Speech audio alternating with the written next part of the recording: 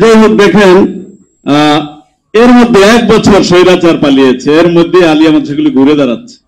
আপনার শুনলে অবাক হবেন যে মাদ্রাসায় গত 1 বছরে ছাত্র ভর্তি অনেক বেড়ে গেছে। কারণ এই যে 16 বছরের জঙ্গি প্রচারণা, অনেক পরিবারের ভালো ভালো সন্তানদেরকে মাদ্রাসা দেয়নি, মনে করতে যে ও চাকরি বাকরি পাবে না, টেগের তো পড়ে যাবে। আলহামদুলিল্লাহ 1 বছরে ঘুরে দাঁড়িয়েছে। আপনি শুনলে অবাক হবেন, দেশে মাত্র 3টা সরকারি আলিয়া মাদ্রাসা আছে, তার মধ্যে অন্যতম হলো ঢাকা আলিয়া মাদ্রাসা। সেখানে আলিমে কোটা হলো 700, এবার 3000 ফর্ম বিক্রি হয়েছে, অন্যবার 300 ফর্ম বিক্রি হতো না। কিছু বুঝতে পারতেছেন? মানে স্বৈরাচার না থাকলে সবকিছুর মধ্যে একটা পরিবর্তন হয়। এখন যে সেজদাও করি, অনেক নিরাপত্তা সেজদা করি, যে স্বৈরাচার নাই। তো এবং আমি খবর পেলাম উত্তরবঙ্গে গিয়ে যে দ্বৈত যারা পড়তো, ফাজিল কামিল পড়তো, পাশাপাশি কলেজে পড়তো, তারা অনেকেই কলেজে পড়া ছেড়ে দিয়েছে। কেন? কারণ আমরা সার্টিফিকেট গুলি খুব দ্রুত তাদেরকে দিয়ে দিচ্ছি মাদ্রাসা যারা পড়ে আসতেছে ফাজিল কামিলের। তো আসলে সৎ নেতৃত্বের কোনো বিকল্প নাই। এই জন্য আপনারা যে সৎ নেতৃত্ব চান, বাংলাদেশকে যে একটা ভালো জায়গায় দেখতে চান, এই সাধারণ শিক্ষা দিয়ে হবে না। সাধারণ শিক্ষা কি করেছে 54 বছরে দেখেন না? আবার শুধুমাত্র দিন নিয়ে থাকলেও চলবে না, বরং দুইটা সমন্বিত যে শিক্ষা, সেটাই আলিয়া শিক্ষা। আমরা মাদ্রাসায় পড়েছি, দুনিয়ার সকল সাবজেক্ট পড়েছি, পাশাপাশি দিন শিখেছি, ইসলাম শিখেছি। এজন্য আমার অহংকার লাগে এবং আমি এক্সট্রা খুশিতে থাকি যে ঢাকা বিশ্ববিদ্যালয়ের অন্য প্রফেসররা যে বেতন পায়, যে স্ট্যাটাসের বাসায় থাকে, সন্তানের জন্য যে সুবিধা পায়, সেগুলি আমি পাই। মাঝখান দিয়ে আমি ইসলাম শিখে নিয়েছি, দিন সম্পর্কে আমার ধারণা আছে। এজন্য আমার মানে প্রশান্তির জায়গাটা বেশি। এজন্য আপনারা যারা বসে আছেন, সাংবাদিক ভাইদেরকেও বলি, সন্তানদেরকে মাদ্রাসায় পড়ান, বিশেষত আলিয়া মাদ্রাসায় পড়ান। দুনিয়াও শিখবে, পরকালের কথা আমরা প্রত্যাশা করতেই পারি যে আল্লাহ তাআলা আমাদেরকে একটা ভালো জায়গায় দিবেন ইনশাআল্লাহ।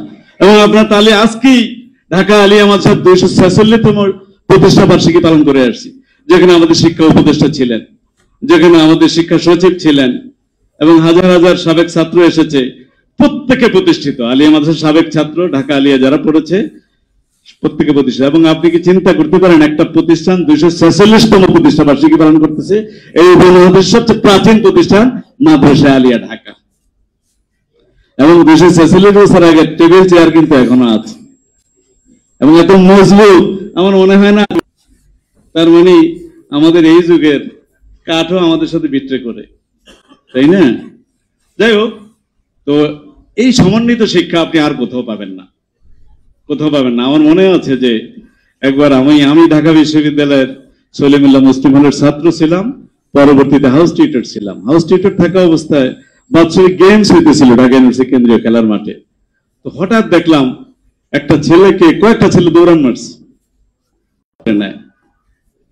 তো খবর পাইলাম যে আসলে ছাত্রলীগ তার প্রতিপক্ষকে দৌড়াইছে। কথা বুঝতে পারছেন? কারণ যে ছেলেটি একটু আগে 100 মিটার দৌড়ে ফার্স্ট হয়েছে, তাকে ধরা কি চারটিখানি কথা, তাকে আর ধরতে পারে না, বরং ওরা হয়রান হয়ে ফিরে আসছে। পরে খবর পেলাম সেই ছেলেটা আলিয়া মাদ্রাসা পড়ছে। আলিয়া মাদ্রাসা পড়ুয়া ছেলেরা এভাবে অলরাউন্ডার হয়, জাগতিক জ্ঞানের পাশাপাশি তাদের মধ্যে একটা নৈতিক মূল্যবোধের শিক্ষা আসে। এবং পশ্চিমা দার্শনিক স্ট্যানলি হল বাস্তবিক বলেছেন যে if you teach your children the 3 R's, তুমি যদি তোমার সন্তানকে 3টা R শেখাও, রিডিং, রাইটিং এন্ড অ্যারিথমেটিক, পড়া, লেখা এবং গণিত, and leave the 4th R, এবং চতুর্থ একটা R কে যদি ছেড়ে দাও, সেটা কি? Religion, you will get the 5th R, তাহলে তুমি একটা পঞ্চম R পাবে, সেটা কি? রাস্কালিটি। তোমার সন্তান গুন্ডা হবে, পান্ডা হবে। জাহাঙ্গীরনগর ইউনিভার্সিটিতে 100 দর্শনের সেঞ্চুরি করেছে, সে কিন্তু মাদ্রাসায় পড়ে নাই। বাংলাদেশের মানে যত ধরনের অপকর্ম গত 54 বছর হয়েছে, কোনটার সাথে আলিয়া মাদ্রাসা পড়ুয়া ছাত্ররা জড়িত ছিল না, যেটা সবাই বলেছে। এই জন্য এখনো সময় আছে আমাদের সন্তানদেরকে নৈতিক শিক্ষা দেই। এইটা ছাড়া এই দেশবাসীকে ফাইনালি উদ্ধার করার দ্বিতীয় কোনো ওয়ে আছে বলে আমাদের গবেষণায় আমরা পাইনি। নৈতিক শিক্ষা ছাড়া অন্য কোনো উপায় নেই। এবং বাংলাদেশে অনেকেই আগে বুঝতো না, ধীরে ধীরে বুঝতেছে।